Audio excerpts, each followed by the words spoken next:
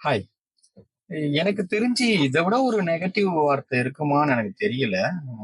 எனக்கு தெரிந்தது உங்களுக்காக. இந்த WhatsAppல படிக்கிறோம்ல, சொந்த பந்தங்கள நம்பாதீங்க, யாரையும் முழுசா நம்பாதீங்க. எவ்வளவு செஞ்சாலும் நமக்கு துரோகம் தான் செய்யும். நம்ம எவ்வளவுதான் தாங்குனாலும் நமக்கு அடி குடுத்துக்கிட்டே இருக்கும். அப்படிலாம் ஒண்ணுமே கிடையாது சார். என்ன சார், என்ன அருமையான உறவு சார். என்ன அருமையான நட்பு வட்டாரங்கள் சார். எவ்வளவு விஷயங்கள் நல்லா செய்றாங்க. என்ன நீங்க சொந்தம்னு சொல்லி நிராகரிச்சீங்கன்னா, நான் இன்னொருத்தவங்க நட்பு தானே சார். இன்னொருத்தன் என்ன பாராட்டுறான்ல சார். அப்ப என் கேரக்டர் கரெக்ட் தானே. அந்த இருக்கிற உறவு தானே சார் தவறு. அப்ப நம்ம என்னவா புரிஞ்சுக்கணும் சார். இதை விட எதிர்மறையான சிந்தனை ஏதாவது இருக்க முடியுமா என்ன? இப்படி வேண்டாமே. ஏன் அந்த வார்த்தையெல்லாம் போய் பரப்பிக்கிட்டு? முடிஞ்ச வரைக்கும் 4 பேருக்கு முன்னோடியே நீங்க வழிகாட்டணும்ல. அதுதானே சார் வாழ்க்கை.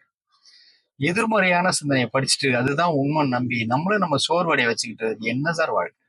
அஹ்? நேர்மறையா சிந்திப்போம். 4 பேருக்கு உறுதுணையா இருப்போம்.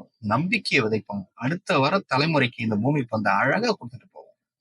தேங்க்யூ.